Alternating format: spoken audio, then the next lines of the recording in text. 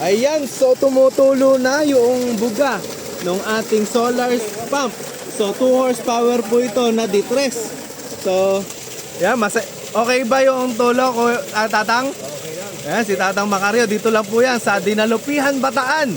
So, nalibot po kami dito. At nakapag-install ng ating 2 horsepower na solar pump. Makulimlim pa po yung araw natin. Pero nakita nyo naman tayo, malakas, no? Ano mas malakas, yung di kuryente o yung solar? Parehas lang, ano? Pero at least, wala ka nang gagamitin or babayarang kuryente dyan, no? Solar na lang. Ano po?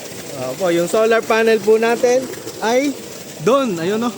So, doon po kinabit. Mga 15 meters po yan.